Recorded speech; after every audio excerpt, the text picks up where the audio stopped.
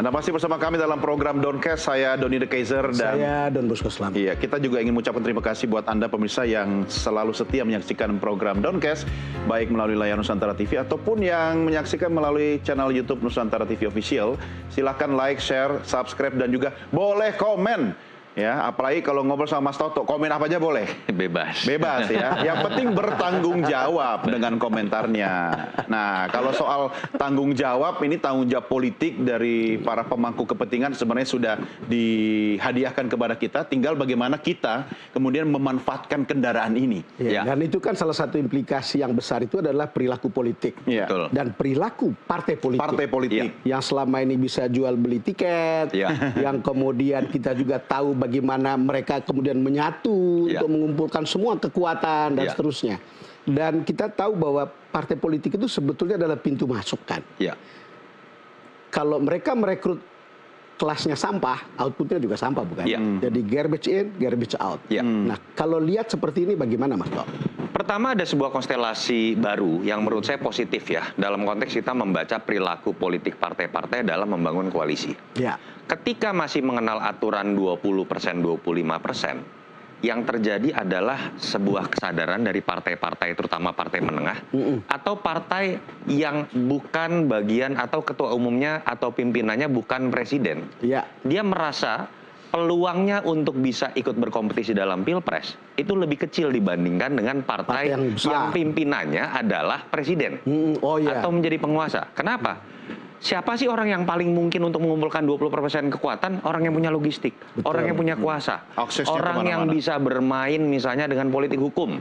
Kan itu yang kita kemarin bahas dalam gosip-gosip politik 2019, 2014 dan lain-lain.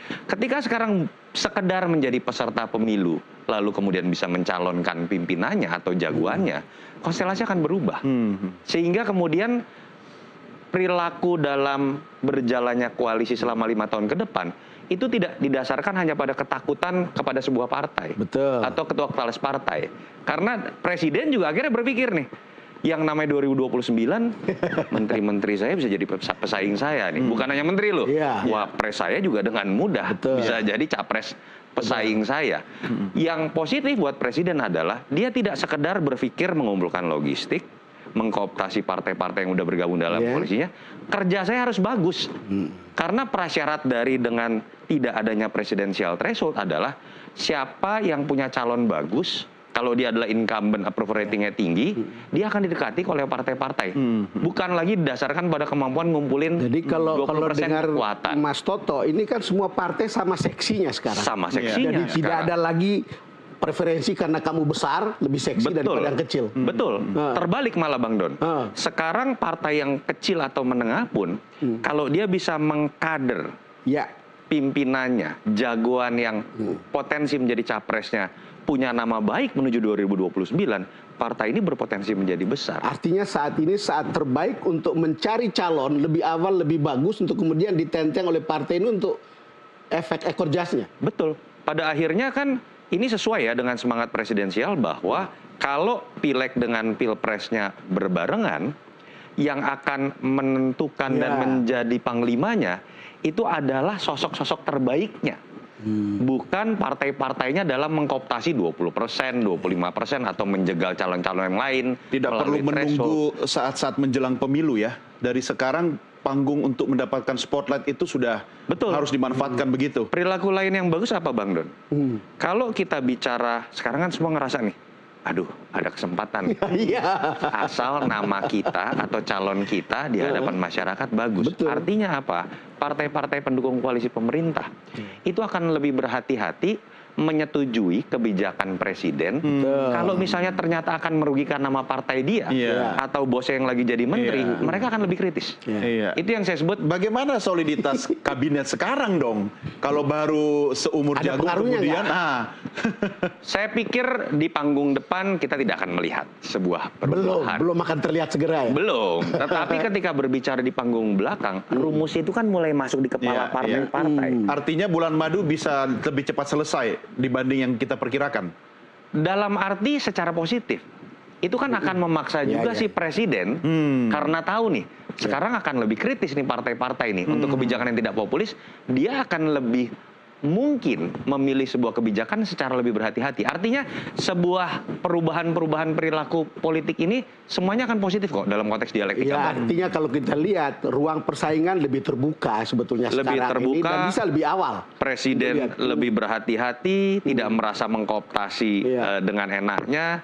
Partai-partai akan lebih berhati-hati mengikuti kebijakan yang tidak populer, dan oposisi pun tidak merasa berkecil hati. Dengan catatan, Mas, tidak ada sandera menyandera.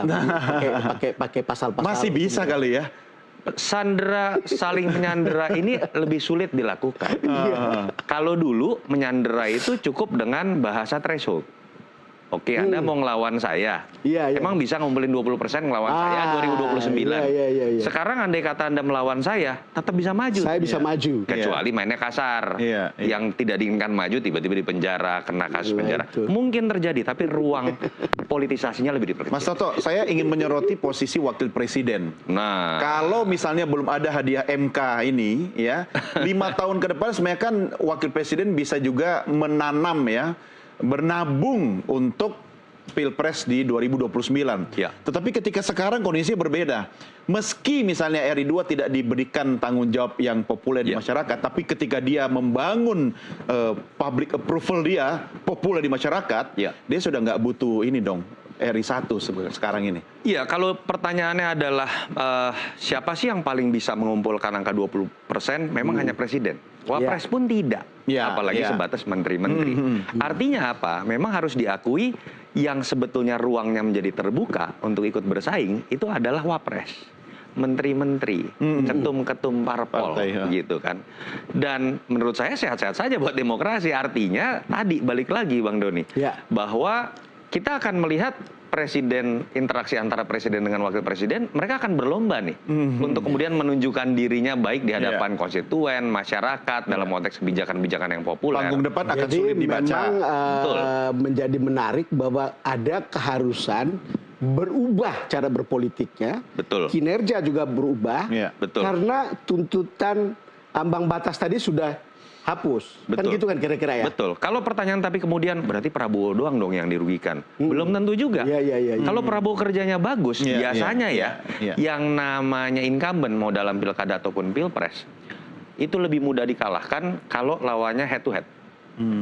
Kalau dua pasang. Karena barisan anti incumbent itu akan berkumpul. Dengan catatan kerjanya minimal lumayan bagus. Jadi kalau Prabowo memang niatnya kemudian menjaga citra, bekerja baik di hadapan masyarakat. Seperti kerja bagus-bagus saja. Kerja agak bagus deh. Sama seperti Pak Jokowi periode pertama lah. Betul. Periode pertama ya. Kok semangat banget ini berdua. Ada sejarahnya. Kan benar itu kerja kan. Jadi cukup bekerja dengan cukup bagus saja seorang Prabowo. Secara matematika politik, lawan-lawan politiknya ini akan terpecah menjadi banyak barisan.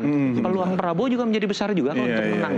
Itu contoh bukan hanya Jokowi, tapi Pak SBY pada periode pertama. Betul. Mirip lah cerita-cerita itu. Tapi tidak seheboh itu periode kedua.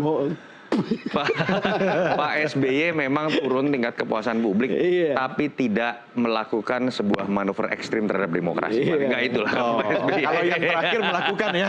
Sekarang kalau kita bicara kembali lagi kepada cara partai bekerja.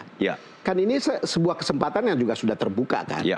Tadi saya bilang mereka sudah bisa melihat orang. Karena pemilihan nanti kan pada personality, pada track record yang kemudian berdampak pada partai. Gimana itu Mas? Nah ini yang menarik ya Bang Don ya. Kan ada ketakutan juga bahwa ini ada sisi buruknya nih. Presidential threshold dibuka dengan batasan selama Anda menjadi partai peserta pemilu, Anda berhak menyalonkan presiden. Ada ketakutan nanti semua ketum itu akan maju saja pokoknya. Dengan berbagai macam kepentingannya atau motifnya. Yang kedua, orang makin berbondong-bondong mendirikan partai. Untuk kemudian bisa ikut nyapres. Kabar baik bagi yang memang rencana bikin partai ya. Betul, tapi di situ kan kita kemudian ingin berbicara hal yang sifatnya kualitatif. Dari tadi kita berdebat secara kuantitatif. Mengenai batasannya nggak boleh dibuat 20% dong, lebih banyak lebih bagus. Ini adalah momen sebenarnya untuk memaksa partai-partai. Kalau kita ingin bicara dibukanya presidensial threshold ini membuat pemilu lebih berkualitas. Artinya ini adalah momen untuk memaksa partai kalau memang niat ya. masukkanlah sebuah aturan-aturan dalam undang-undang parpol, mengikuti apa yang sudah diputuskan MK tadi, harus ada sebuah aturan main nih, bahwa yang namanya mencalonkan capres, itu nggak serta-merta kun fayakun mau-maunya partai ketum partai. Kita bisa melihat apa yang terjadi di Amerika Serikat, dipaksa yang namanya partai membuat sebuah mekanisme yang namanya konvensi, primary dan seterusnya. Itu yang kemudian akan membuat sebuah filter bahwa partai ini nggak bisa semena-mena kemudian diatur oleh segelintir orang yang sekedar jadi ketum, punya uang, tetap untuk mencalonkan kualitas diri. Betul. Karena kalau dia juga mengatur sesuai dengan mau-maunya dia juga rakyat yang akan menghukum. Betul. Nah itu Bang Don, kenapa sih di Amerika Serikat klannya Kennedy maju, klannya Clinton maju, nggak ribut kayak kita?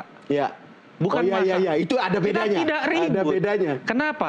Karena yang ditolak memang bukan politik darah birunya. Yang ditolak adalah upaya memonopoli proses demokratisasi melalui sebuah instrumen yang sifatnya top down. Dari bapak ke anak, masih berkuasa, anaknya dimajuin jadi wapres. Kalau lebih lama berkuasa apalagi gitu. Betul. Tapi di Amerika Serikat siapa sih sebenarnya? Ya bisa dikira-kira. Bukan di Amerika kan? Kenapa Clinton, kenapa Kennedy tidak ditolak? Karena siapapun dia, istrinya siapa, anaknya siapa, cucunya siapa, melalui mekanisme ketat yang luar biasa. Sehingga artinya siapapun dinasti itu tidak dilihat lagi sebagai sebuah yang given. Karena yang sudah melalui proses tadi kan? Betul. Oke, proses berikutnya adalah kita habisin teh dan kopinya dulu. Baru kita lanjutkan di segmen berikutnya. Jangan kemana-mana. Gua pikir lu mau ngomong apa. Saya mau ini dulu, break dulu ya. Jangan kemana-mana ya. Kami segera kembali.